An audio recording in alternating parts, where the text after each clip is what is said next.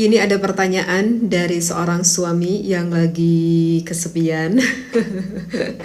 Katanya sekarang dia itu lagi LDR, lagi jauh mungkin ya, berarti dengan istrinya. Bagaimana hukumnya kalau memainkan anunya sendiri katanya ya. Kepalanya udah pusing katanya. Aduh, udah berapa lama itu kakak tidak berjumpa dengan istrinya gitu ya. Udah gak kebayang itu segimana pusingnya itu ya, sama Teteh sudah terbayang banget. Nih dengerin kakak ya saran dari Teteh, biar nanti mah kepalanya gak pusing gitu ya.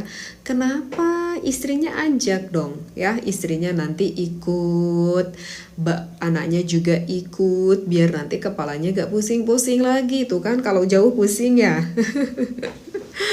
Aduh, maaf ya kakak ya. Ini yang kakak tanyakan hukumnya. Kalau biar gak pusing ya tadi solusinya. Bawa istrinya biar gak pusing.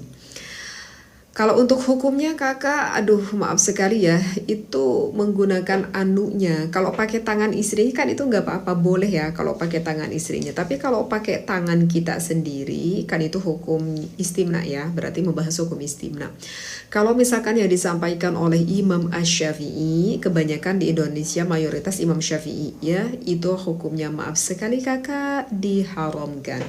Kenapa diharamkan? Karena alasan Imam Syafi'i, kita itu diwajibkan untuk menjaga kemaluan kita kecuali di depan pasangannya. Maksudnya kecuali di depan istrinya atau di depan sang suaminya. Itu alasannya kenapa diharamkan.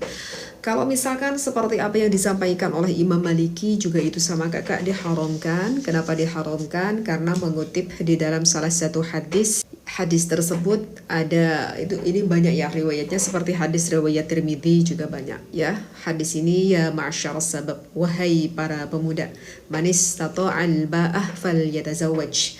Kalau misalkan kamu sudah sanggup untuk melakukan menikah, falyatazawwaj, maka ya segeralah menikah. Kenapa? Karena menikah fa innahu aghaddu lil basar.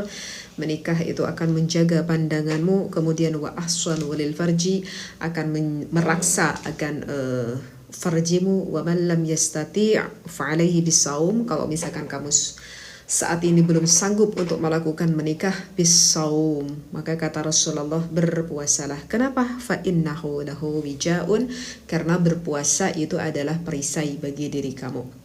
Kata ini sang kakak berkata, tapi kan teteh aku mah udah nikah teh, masalahnya istri aku lagi jauh aja. Iya, maka jawabannya apa? Bisaum, kata Rasulullah, ya mau tidak mau kita harus bisaum, harus berpuasa. Nah, jadi hukumnya haram. Imam Maliki juga, meskipun kalau madhabnya Imam Ahmad bin Hambal itu menghukuminya boleh.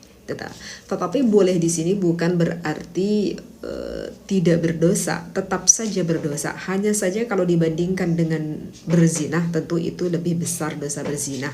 Tetapi itu diperbolehkan pun ada syaratnya. Apa saja syaratnya? Syaratnya itu ada 3 ya kakak.